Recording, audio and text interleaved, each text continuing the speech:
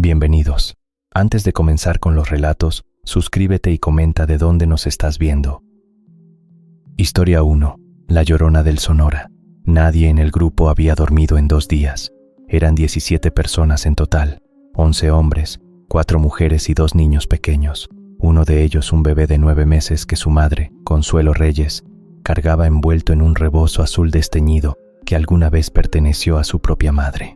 El Coyote, un hombre gordo de Nogales, que se hacía llamar el Turco, los había reunido en una bodega abandonada a las afueras de Altar al caer la noche y les había dicho que el cruce duraría 2 noches caminando, que llevaran agua para 3, que no encendieran linternas, que si alguien se quedaba atrás, se quedaba atrás. El desierto de Sonora a mediados de julio es un organismo vivo y hostil. Durante el día, la temperatura supera los 50 grados centígrados y el aire se ondula sobre la tierra hasta que el horizonte parece un espejo roto. De noche, el calor no desaparece del todo, queda atrapado entre las rocas volcánicas y los cardones como un aliento largo y antiguo. El suelo está lleno de cholla, biznaga y ocotillo, plantas que parecen diseñadas no para vivir, sino para herir a los que se atrevan a caminar entre ellas sin cuidado. Martín Solís, un albañil de 32 años de San Luis Potosí, iba en la mitad del grupo con su cuñado Ernesto. Habían vendido una parcela para pagar el viaje. La esposa de Martín, Yolanda, estaba esperando su tercer hijo y necesitaban el dinero que él pudiera mandar desde el norte. Martín cargaba en la mochila una foto laminada de su boda, un escapulario de la Virgen de Guadalupe y media botella de agua que intentaba racionarse a sorbos pequeños como cuentas de rosario.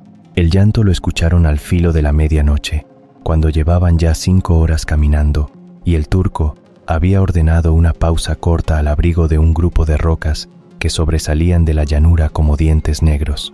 Era un llanto de mujer, agudo y prolongado, que venía de ninguna dirección precisa y de todas al mismo tiempo. No era el llanto breve y nervioso que alguien suelta cuando le falla el cuerpo. Era un lamento sostenido, hondo, antiguo, como el que sale de una garganta que lleva siglos perfeccionando su dolor. ¿Quién es?, preguntó una de las mujeres del grupo, una señora de Oaxaca llamada Esperanza, que llevaba 3 rosarios enredados en la muñeca izquierda. Nadie respondió. El Turco miró hacia la oscuridad con una expresión que Martín no supo descifrar en ese momento, pero que después, ya del otro lado, reconocería como miedo verdadero. «Migra no llora», dijo el Turco en voz baja. «Síganme». Siguieron caminando. El llanto también siguió, a una distancia constante que no disminuía ni se alejaba, como si la fuente del sonido se desplazara en paralelo al grupo, pero sin intención de alcanzarlo todavía.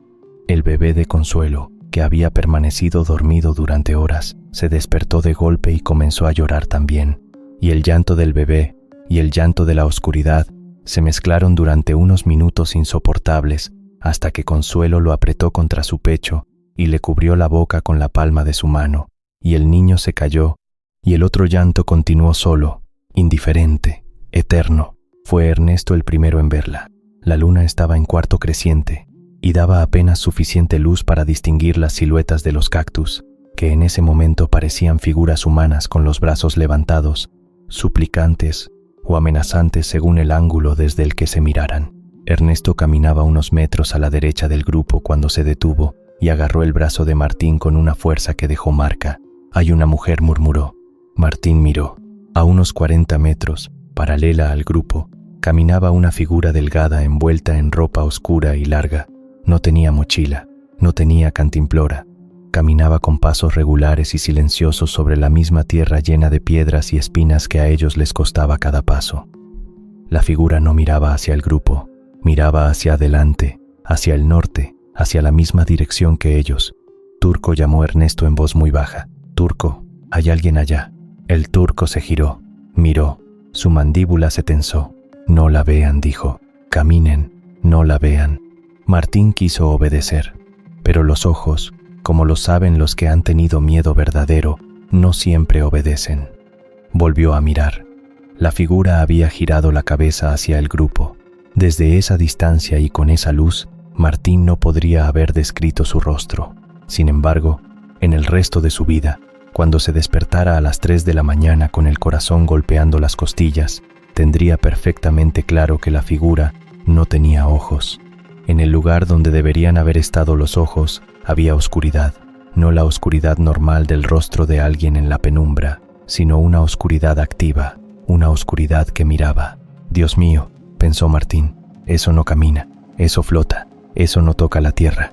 Caminaron durante otras 2 horas sin incidentes. El llanto había cesado. La figura ya no era visible. El grupo había adquirido esa clase de silencio denso que se forma cuando muchas personas comparten un miedo que ninguna quiere nombrar porque nombrarlo le daría más realidad, hasta que doña Esperanza, la señora de los rosarios, empezó a rezar en voz muy baja y muy rápida, y alguien que Martín nunca pudo identificar con certeza, murmuró en la oscuridad: «Es la Llorona. Los que cruzan el desierto la han visto. Viene por los niños que mueren aquí de sed y de calor, y se los lleva consigo para no estar sola». Consuelo hizo un sonido que no era exactamente un grito. El turco ordenó silencio absoluto con una dureza que no admitía discusión, y entonces, como si el nombre hubiera sido una invocación, el llanto regresó, pero ahora estaba más cerca, y había algo en él que había cambiado. Si antes era un lamento generalizado, indirecto, ahora tenía la cualidad terrible y precisa de estar buscando algo específico, de estar buscando a alguien. El bebé de Consuelo volvió a despertarse. Esta vez no lloró, esta vez hizo algo peor.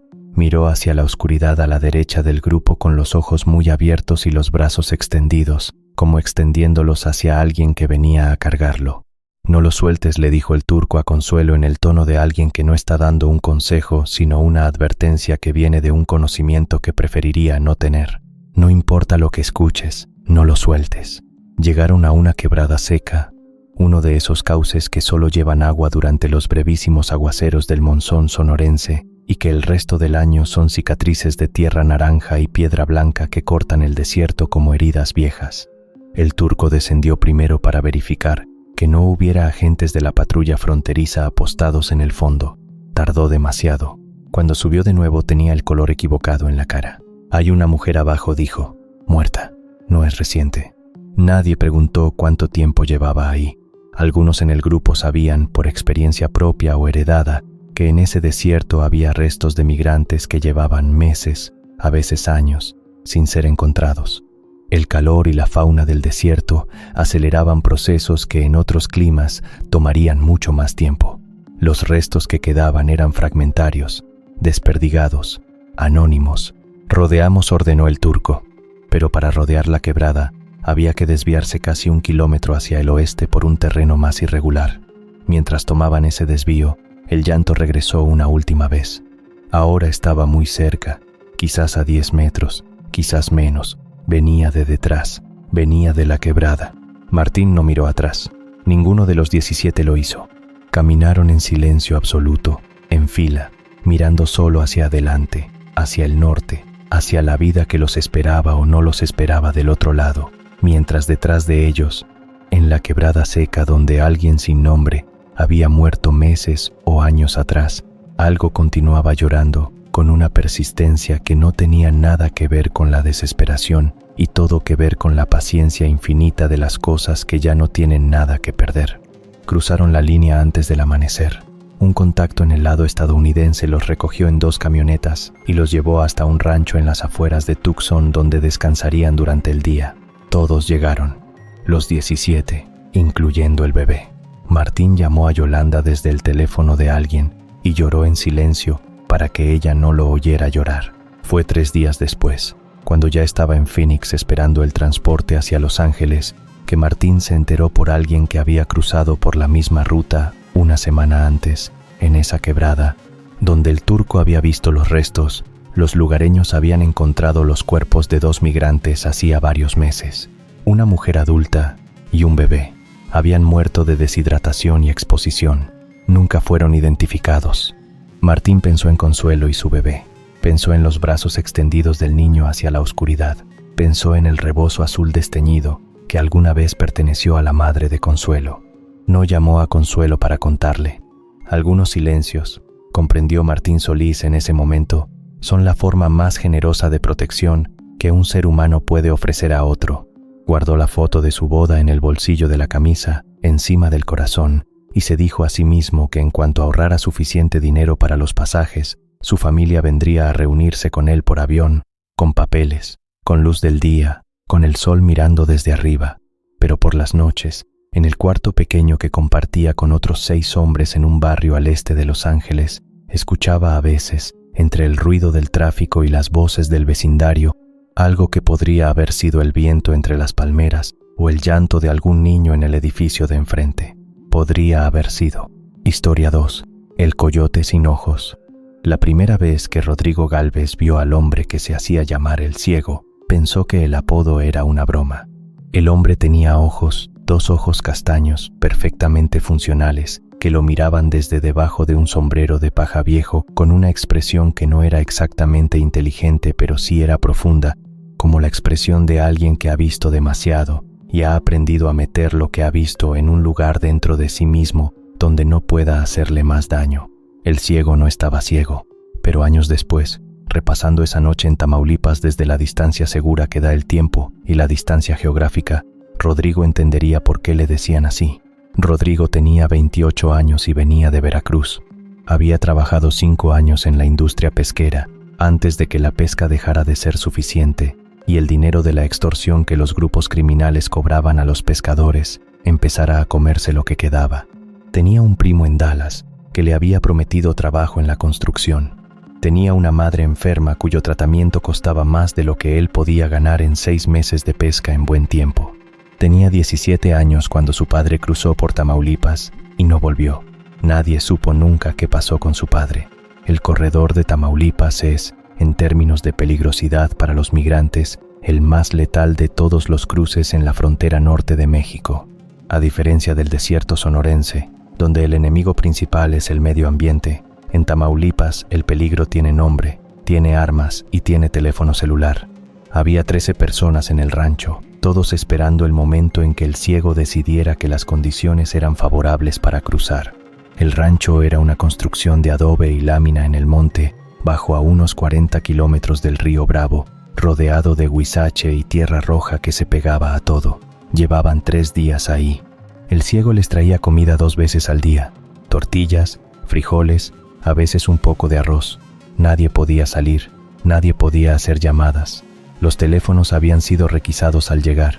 Rodrigo dormía en el piso de tierra junto a un hombre de Guerrero llamado Felipe, que era campesino y nunca había salido de su estado antes de ese viaje, y junto a una mujer joven de Honduras que viajaba sola y que se llamaba Mirna y que no hablaba con nadie, pero que durante las noches rezaba en voz muy baja y muy constante, como un motor humano funcionando al mínimo necesario para seguir. La noche del tercer día, Rodrigo no podía dormir. El calor húmedo del monte tamaulipeco no se disipaba ni a las 2 de la mañana, y los mosquitos encontraban cada centímetro de piel, expuesta con una meticulosidad que parecía personal. Se sentó en la entrada del rancho, a la sombra del alero, mirando la oscuridad del monte. Las estrellas eran muchas y brillantes sobre esa tierra plana, y en otras circunstancias hubieran sido hermosas. Fue entonces cuando escuchó al Ciego, afuera, hablando en voz baja por teléfono. Rodrigo no quiso escuchar, pero el silencio del monte amplificaba las voces. «Ya están los 13», decía el Ciego. «Sí, mañana en la noche. Ya está arreglado con los del otro lado. No, todos los que valgan. Los que no, los dejas en el monte. Los que no valgan, los que no valgan». La frase giraba en la cabeza de Rodrigo como agua en un desagüe, lenta y después más rápida, buscando el fondo. Esa misma noche, ya pasada la medianoche, llegó otro hombre al rancho. Rodrigo lo oyó antes de verlo, pasos en la tierra seca, crujido de ramas, y luego la puerta del rancho abriéndose con un chirrido. El hombre entró sin encender luz y se acomodó en un rincón. En la oscuridad, Rodrigo no pudo verle la cara. Sí pudo olerlo, tierra mojada, metal oxidado, algo más que no supo identificar pero que le encogió el estómago. Por la mañana, cuando la luz entró por las grietas de la lámina, Rodrigo buscó al hombre nuevo entre el grupo. No lo encontró. Preguntó al Ciego quién había llegado de noche. El Ciego lo miró con una expresión extraña. «Nadie llegó anoche.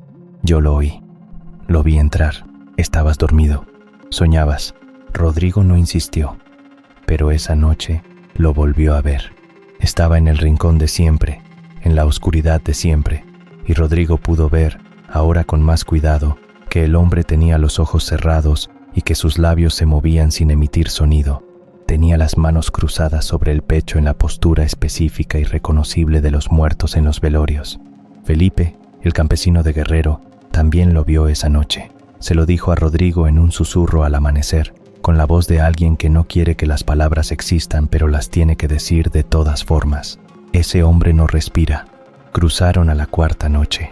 El ciego los llevó en camioneta hasta un punto a orillas del río donde había una lancha de plástico naranja lo suficientemente grande para 7 personas. Cruzarían en 2 grupos. El ciego iría con el primer grupo y volvería por el segundo. El hombre del rincón no estaba cuando subieron a la camioneta. Rodrigo lo buscó con la mirada. Nada. Pensó que quizás había sido producto del cansancio y la tensión que Felipe y él habían construido juntos, una alucinación compartida hecha de miedo y desvelo. Pensó que quizás había una explicación sencilla que no habían considerado. Rodrigo fue en el primer grupo. El río Bravo en ese punto no era ancho, pero sí tenía corriente, y la lancha se bamboleó de una manera que le recordó las tardes en el Golfo cuando el tiempo se ponía feo. Cruzaron sin problema.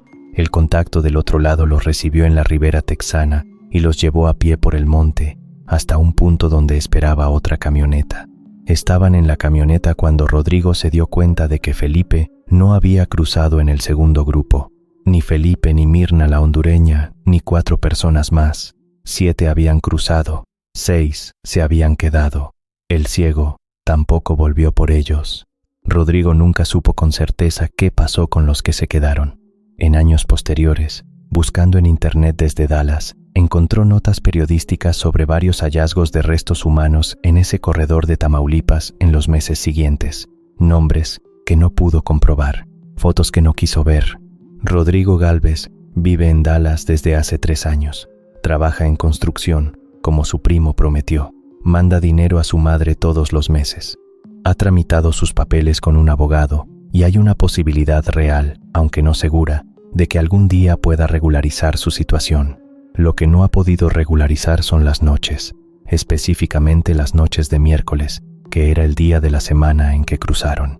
Cuando llega la madrugada del miércoles, Rodrigo duerme con la luz encendida porque no puede tolerar ver el rincón del cuarto en oscuridad, el rincón donde, cada miércoles sin falta, desde esa primera semana en Dallas, aparece sentada la silueta de un hombre con las manos cruzadas sobre el pecho y los ojos cerrados y los labios moviéndose sin sonido. Rodrigo no le ha contado a nadie. Su primo pensaría que está loco. El sacerdote de la parroquia a la que a veces va pensaría que necesita terapia.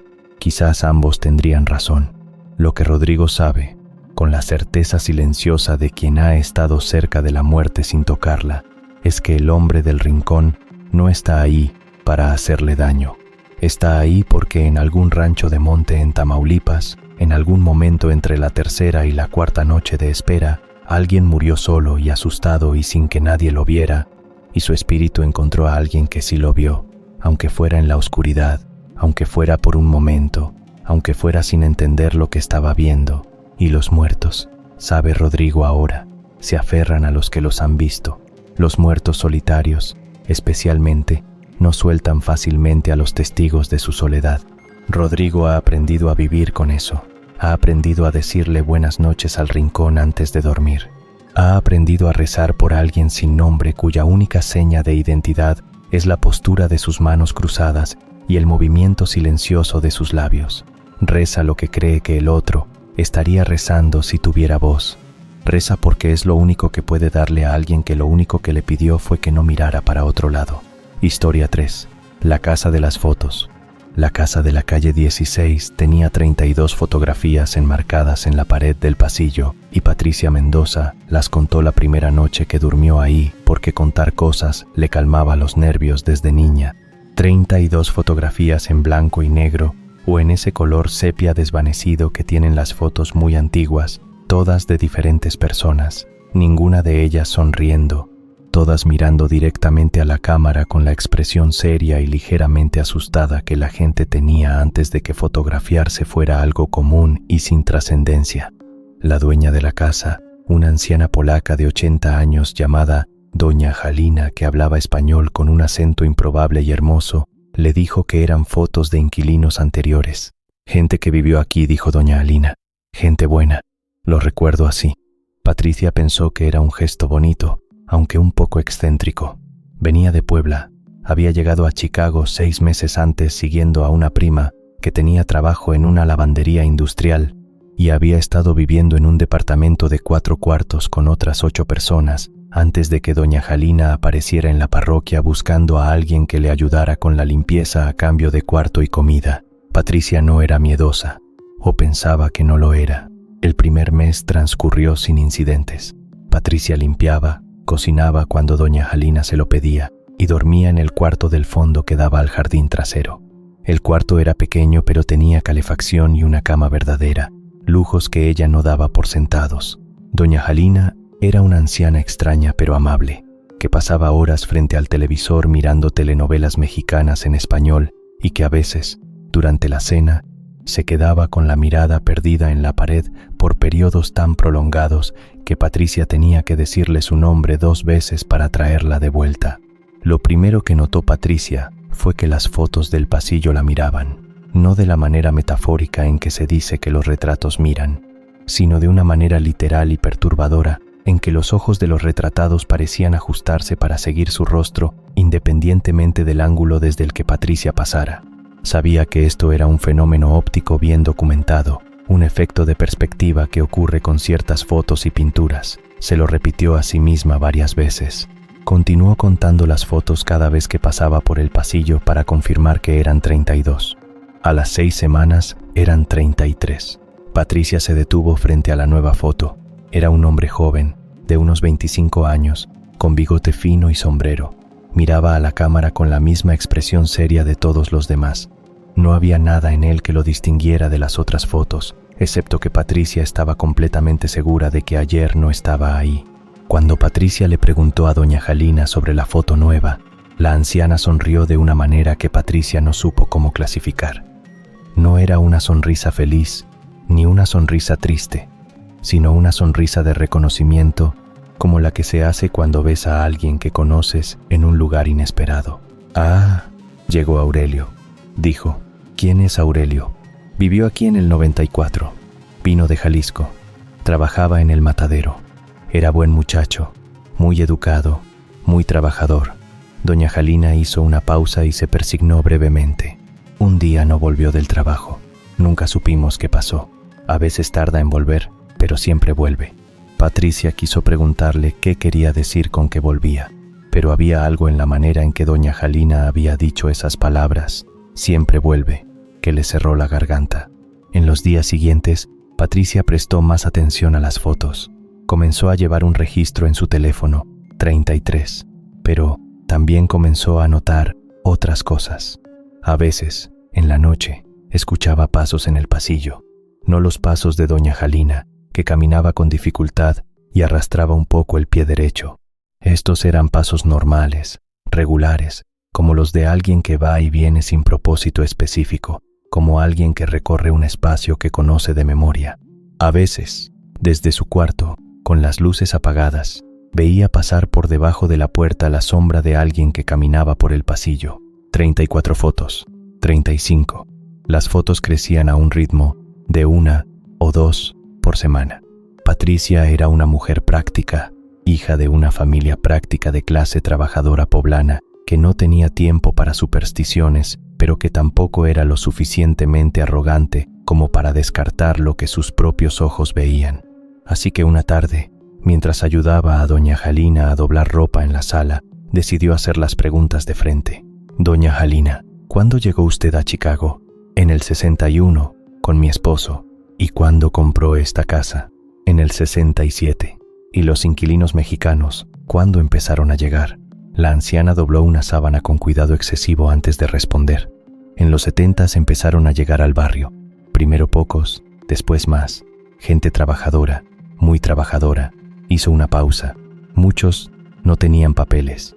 Muchos vivieron aquí sin que nadie los conociera bien, sin que nadie supiera sus apellidos, sus pueblos. Cuando algo les pasaba, otra pausa, más larga. No había quien los reclamara, no había quien les pusiera nombre. Patricia sintió que entendía algo que no quería entender. Las fotos, dijo.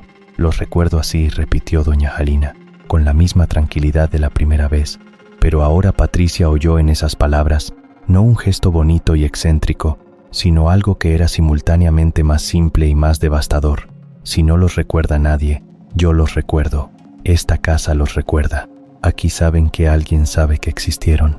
Patricia contaba 37 fotos cuando llegó el sábado que doña Jalina fue al hospital por su chequeo mensual y la dejó sola en la casa por primera vez. Era mediodía y había una luz fría de enero que entraba por las ventanas del frente y hacía el pasillo más visible que en ningún otro momento del día. Patricia fue al pasillo con su teléfono para fotografiar todas las fotos y guardar un registro visual. Las fue fotografiando una por una, de izquierda a derecha. Al llegar a la última, la número 37, se detuvo. A su derecha, en la pared donde ayer no había nada, había una nueva foto enmarcada. Era una mujer de unos 40 años, con el pelo recogido y aretes de fantasía. Miraba a la cámara con la misma expresión seria de todos los demás. Patricia la conocía. La había visto en fotos que su prima tenía en el teléfono. Era la señora Elvira, una mujer que había vivido en el mismo departamento de 8 personas que Patricia, antes de que Patricia se mudara a casa de doña Alina. La señora Elvira que llevaba 2 semanas sin aparecer y cuya prima en México llevaba 2 semanas llamando al número de la lavandería, preguntando por ella sin obtener respuesta. Patricia se quedó mirando la foto durante un tiempo que no supo cuantificar. Después sacó su teléfono y llamó a su prima. Después llamó a la policía, aunque no sabía bien qué decirles, aunque no tenía manera de explicar cómo sabía lo que sabía. Después se sentó en el piso del pasillo, debajo de 38 fotografías de personas que habían vivido y trabajado y existido en esa ciudad sin que casi nadie supiera sus nombres, y esperó a que volviera doña Jalina. Nunca encontraron a la señora Elvira, o encontraron lo que quedaba de ella que no era lo mismo. Patricia se mudó de la casa en la calle 16 al día siguiente. Pero antes de irse, hizo algo que nunca le explicó a nadie. Fue al pasillo y fotografió cada una de las 38 fotos, una por una, con la mayor claridad y resolución que su teléfono le permitía. Las guardó en la nube, las guardó en 2 discos duros externos, las imprimió en la lavandería donde trabajaba y guardó las impresiones en una carpeta. Porque doña Alina tenía razón en algo. Si no los recuerda nadie, alguien tiene que recordarlos. Y Patricia Mendoza, hija de gente práctica de Puebla, decidió que ese alguien podía ser ella. Historia 4. El 7º día. Don Aurelio Vázquez llegó al Valle Central en 1987 con 32 años, 2 mudas de ropa y la capacidad de trabajar 14 horas diarias sin quejarse, que era la moneda más valiosa en los campos de fresas de Watsonville. Llegó por la recomendación de un cuñado, cruzó por Tijuana en la cajuela de un sedán, durmió 3 noches en un garage en Chula Vista y subió al norte en un camión de carga con otros 20 hombres. Para 1995 tenía papeles, una casita rentada, una esposa que había cruzado 2 años después que él y 3 hijos nacidos en California. Para 2003 era capataz. Para 2010 tenía su propio pequeño contrato de transporte de trabajadores entre los campos y el alojamiento. Lo que sucedió en el verano de 2012, Aurelio nunca lo contó completamente a nadie. Le contó partes a su esposa Carmen, partes a su compadre Guadalberto, y el resto se lo guardó en un lugar que no visitaba con frecuencia, porque cada vez que lo hacía, dormía mal esa noche y la siguiente. Pero la historia completa existe, ensamblada de esas partes distintas, y es esta. El hombre llegó al campo en julio, durante la segunda cosecha del año. Llegó a pie, sin mochila, sin documentos, sin la carta de presentación informal que en ese mundo de trabajadores migrantes funcionaba como sistema de recomendación y verificación. Se presentó con el encargado del campo, un anglosajón grande y aburrido llamado Mr. Patterson, y le dijo que podía trabajar y que necesitaba trabajo. Mr. Patterson lo mandó con Aurelio. Aurelio le tomó los datos básicos para el registro. Nombre: Esteban Cienfuegos, de Michoacán. sin dirección fija, sin número de seguro social, sin teléfono. Aurelio lo inscribió con el nombre y lo puso a trabajar en la fila 6 junto a otros 10 trabajadores. No era inusual que llegara gente sin papeles. Era el campo, no una oficina de gobierno, y Aurelio había aprendido a no hacer más preguntas de las necesarias. Lo que sí era inusual era lo que Guadalberto, que trabajaba la fila 7, le comentó a Aurelio al final del primer día. «Oye, ese Esteban, ¿no te parece raro? ¿Qué tiene de raro? No come. Trabajó todo el día y en el descanso no comió nada y no toma agua». Aurelio lo observó al día siguiente con más atención. Era cierto. Durante el descanso del mediodía, cuando todos los demás buscaban sombra y sacaban sus loncheras, Esteban se quedaba en la fila, agachado entre las plantas, sin moverse, sin comer, sin beber, como si el descanso no existiera para él, como si él existiera para otra cosa que no era descansar. Lo que Guadalberto le dijo al tercer día fue diferente. «Aurelio, ese hombre no tiene sombra». Aurelio miró. El sol de julio en el valle central cae vertical y brutal sobre las filas de fresas, y todos los trabajadores agachados proyectan sombras cortas y oscuras sobre la tierra marrón. Todos excepto Esteban Cienfuegos, que trabajaba bajo el mismo sol con la misma postura, y sin embargo no proyectaba nada sobre el suelo. Aurelio era un hombre razonable. Era capataz, llevaba 25 años en los campos, había visto de todo. Tenía una explicación racional para casi cualquier cosa, así que buscó a Esteban esa tarde y lo invitó a tomar un café en la pequeña oficina de madera que Patterson le había asignado para los registros. Esteban entró sin dificultad, se sentó, aceptó el café pero no lo bebió. Miraba a Aurelio con unos ojos de color indeterminado que en la tarde parecían cafés y en la mañana habían parecido casi grises, con una expresión tranquila, que no era exactamente la tranquilidad de alguien que no tiene nada que ocultar, sino más bien la tranquilidad de alguien que ya no tiene nada que perder. «¿De qué parte de Michoacán?», preguntó Aurelio, por comenzar por algún lado. «Cualcomán», dijo Esteban. «Bonito pueblo, dicen». Era bonito. Aurelio notó el tiempo verbal. Era, pasado, no, es. «¿Cuánto tiempo tienes aquí?», preguntó. «No sé bien», dijo Esteban. Y Aurelio tuvo la impresión de que la respuesta era más honesta de lo que parecía. «Llegué en un verano. No sé cuántos veranos han pasado». «¿Tienes familia aquí?». Esteban tardó en responder. «Tenía un hermano. Él fue el que me trajo. Murió cruzando, en el desierto, por Yuma. Murió de calor, de sed. Yo llegué, él no». «Lo siento», dijo Aurelio, porque era lo que se dice. «Yo también», dijo Esteban. «Lo siento mucho». Y en su voz había algo que iba más allá de la tristeza convencional, algo que sonaba a culpa y a confusión simultáneas, como si llevar el luto por alguien fuera una tarea que no sabía cómo completar. El domingo era el único día de descanso en el campo. El sábado por la noche los trabajadores solían reunirse en el área comunal del alojamiento para comer, beber cerveza, jugar cartas. Era el momento de la semana donde la distancia de casa se volvía más tolerable porque al menos se estaba con gente que entendía esa distancia. Esteban nunca participaba. Se quedaba sentado a la orilla del grupo, en una silla de plástico, mirando sin ver, como alguien que está físicamente presente pero cuya atención está permanentemente en otro lugar. Fue una mujer llamada Rosario, que llevaba 12 años en los campos y tenía fama de saber leer las cartas, quien le dijo a Aurelio lo que nadie más quería decir en voz alta. «Ese hombre está muerto, don Aurelio». «Rosario, no estoy loca. Ese hombre lleva muerto años, no sé cuántos, pero está muerto y no lo sabe o no quiere saber. Viene a los campos porque fue lo último que conoció. Sigue viniendo porque aquí es donde supo quién era, pero ya no está del todo». Aurelio no respondió, pero esa noche no durmió. Y al día siguiente, domingo, cuando fue a buscar a Esteban Cienfuegos en el alojamiento para hablar con él, el catre donde dormía estaba vacío. La almohada no tenía la huella de una cabeza. Las cobijas estaban dobladas con una pulcritud que nadie en ese alojamiento de trabajadores cansados habría tomado el tiempo de alcanzar. Aurelio revisó el registro de trabajadores esa mañana. El nombre Esteban Cienfuegos aparecía en las listas de los 6 días que había trabajado, pero en la columna de pago, correspondiente a esos 6 días, no había ninguna cantidad registrada.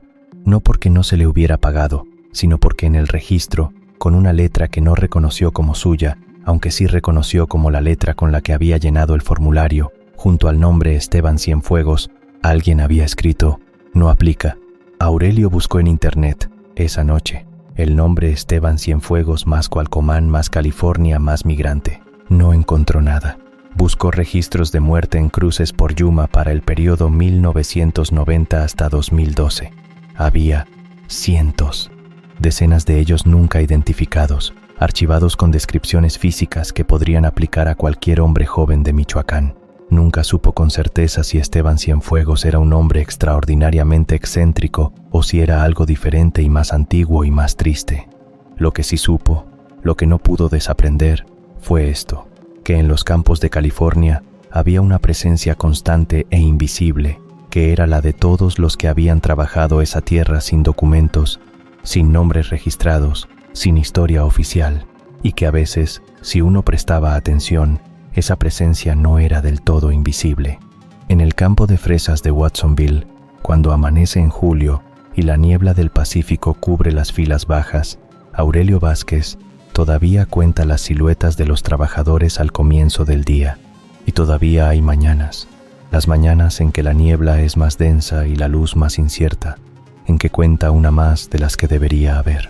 Siempre en la fila 6, siempre sin sombra, siempre trabajando. Historia 5. Lo que espera en el río. Hay una leyenda entre los coyotes que trabajan el cruce por el río Bravo en el tramo entre Piedras Negras y Eagle Pass. No es una leyenda que cuenten con gusto ni con frecuencia, y la mayoría de los que la conocen prefieren no pensar en ella mientras trabajan, porque en ese trabajo el miedo es un lujo que no se puede costear. Pero existe. La cuentan en voz baja después de demasiadas cervezas, y tiene muchas versiones que coinciden en los detalles esenciales. La historia que aquí se cuenta es la de Berenice Campos, 34 años, de Zacatecas, que cruzó por ese tramo en octubre de un año que prefiere no especificar. Berenice es actualmente residente legal en San Antonio, trabaja como auxiliar de enfermería, tiene una hija de 10 años nacida en Texas y no habla del cruce con casi nadie. Accedió a que se contara su historia con la condición de que se cambiaran suficientes detalles para que no fuera identificable. Los hechos, insistió, son exactos. Los hechos, dijo, son lo único que no se puede cambiar porque ya ocurrieron y los hechos son inamovibles aunque nadie los crea. Eran 9 personas en el grupo. Berenice, su hermano mayor Serafín, una pareja de esposos de Guerrero, un hombre solo de Guatemala que hablaba poco español y que se llamaba Tomás, o eso dijo, y 4 personas más cuyas historias Berenice conoce solo fragmentariamente, porque el cruce no es el lugar donde uno hace amigos, es el lugar donde uno sobrevive junto a extraños con la esperanza de que ninguno de los dos sea un obstáculo para el otro. El coyote se llamaba Jacinto, tenía 40 y tantos años, cuerpo de alguien que ha caminado mucho toda su vida, y una cicatriz que le cruzaba la mejilla izquierda desde el pómulo hasta la mandíbula y que, según él mismo explicó sin que nadie se lo preguntara, era de un accidente de bicicleta de la infancia. Nadie le creyó lo de la bicicleta, pero nadie dijo nada. Jacinto conocía el río como conoce su cuerpo a alguien que ha vivido a su orilla toda la vida. Sus corrientes, sus vados, sus temporadas, sus cambios de humor. El río en octubre está bien, explicó Jacinto, mientras esperaban en la ribera mexicana a que terminara de oscurecer. No está crecido. La corriente es manejable si saben nadar. Los que no saben nadar me dicen ahorita. 3 personas no sabían nadar, incluida Berenice. Jacinto los agrupó con instrucciones específicas. Agarrarse al tubo de PVC que él llevaría, no soltarlo pase lo que pase, no intentar nadar por cuenta propia, confiar en la corriente y en él. Y una cosa más, dijo Jacinto, y su voz cambió de un modo que Berenice notó y que le hizo levantar la vista hacia él. Si en el río ven algo, o escuchan algo, o sienten algo en los pies, no se paren, no se detengan, no volteen a ver, siguen nadando y siguen caminando hasta que lleguen al otro lado. El río Bravo en octubre en ese tramo tiene unos 40 metros de ancho y una profundidad que varía entre la cintura y los hombros en las zonas de vado. El fondo es de arena y lodo, y al caminar por él, los pies se hunden levemente con cada paso, dando la sensación de que el río tiene intención de retenerlos. El agua en octubre está fría, no helada, pero sí lo suficientemente fría para que los primeros segundos sean un golpe que contiene la respiración.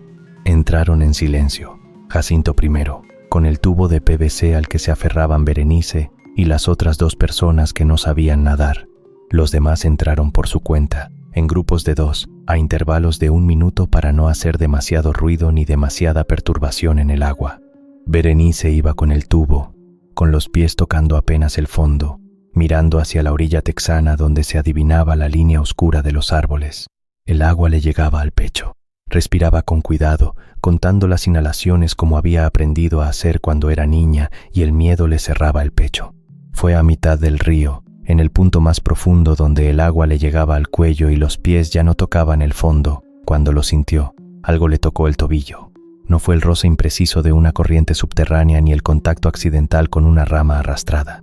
Fue un contacto deliberado, con forma de dedos, que rodeó su tobillo con una firmeza que no era violenta pero que era inequívocamente intencional, y después tiró hacia abajo. Berenice soltó el tubo. Fue un instinto, no una decisión. Cuando algo te jala hacia abajo bajo el agua, el instinto es soltar lo que tengas en las manos para usar ambas para nadar. Jacinto la agarró del brazo antes de que se hundiera, con una fuerza que le dejó moretones que tardaron 3 semanas en desaparecer, y la arrastró hacia adelante gritando su nombre en un susurro que era la forma que tiene el terror de gritar sin hacer ruido.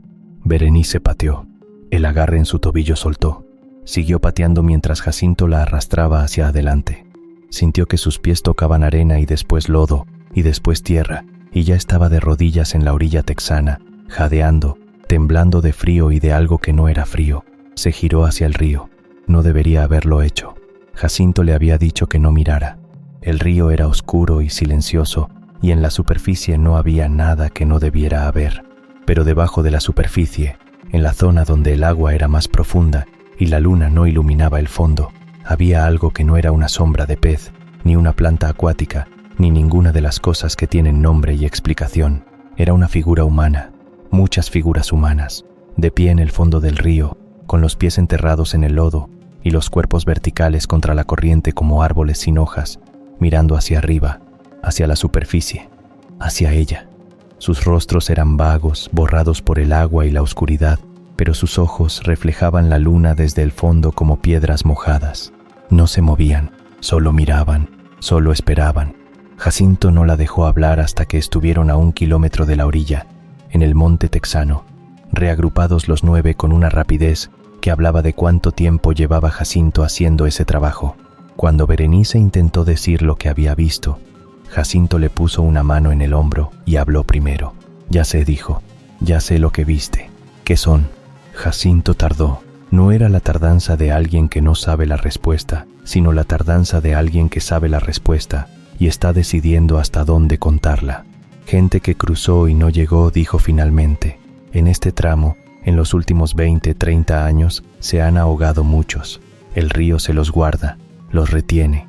El río en esta parte ha recibido demasiado. Está lleno, y los que están adentro a veces quieren que alguien los acompañe. No por maldad, por soledad. La soledad de los muertos en el agua es la más fría del mundo». «¿Cuántos son?», preguntó Berenice. «Muchos», dijo Jacinto. «Muchos más de los que encuentran. Muchos que nunca van a tener nombre en ningún registro. Por eso están ahí, por eso esperan. Porque si no te recuerda nadie, si nadie sabe tu nombre ni de dónde eras ni a quién querías, entonces lo único que queda es esperar a que alguien pase lo suficientemente cerca para ver que exististe». Berenice Campos tiene un altar en su casa en San Antonio. No es un altar convencional con fotos de familia y velas aromáticas. Es un altar por personas que no conoce, por personas que no tienen nombre que ella sepa. Tiene un vaso de agua siempre lleno, porque aprendió que los muertos en el agua tienen sed de lo mismo que los vivos, no de agua, sino de reconocimiento. Tiene una lista escrita a mano, una lista de fechas en que la prensa reportó hallazgos de cuerpos no identificados en el río Bravo, fechas sin nombre porque los nombres no se supieron, solo fechas y a veces una descripción física que no alcanza para devolverle a nadie su historia. Su hija, que tiene 10 años y nació en Texas y nunca ha tenido que cruzar nada más peligroso que la calle, le preguntó una vez por el altar. ¿Por quién es ese altar, mamá? Por gente que no tiene quien lo recuerde, dijo Berenice. ¿Los conocías? No, pero los vi. Una vez los vi, en el río, cuando era chica y cruzaba. Los vi mirando hacia arriba desde el fondo del agua. La niña procesó esto con la seriedad natural de los niños, frente a las cosas que sus padres dicen sin la intención de asustar. ¿Y qué querían? Berenice pensó en Jacinto, en su voz al decir que la soledad de los muertos en el agua es la más fría del mundo.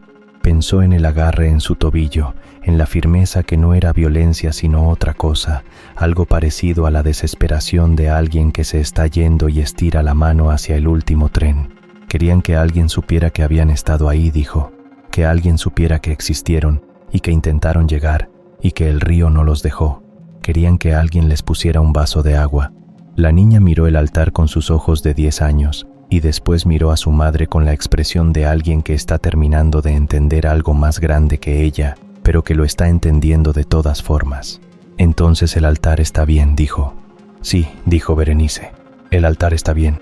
Y encendió una vela más, por todos los que no tienen nombre en ningún registro, por todos los que esperan en el fondo de un río que no distingue entre orillas, por todos los que estiraron la mano en la oscuridad y sintieron durante un instante brevísimo y frío el tobillo de alguien que seguía vivo, que seguía cruzando, que llegó al otro lado y que no los olvidó,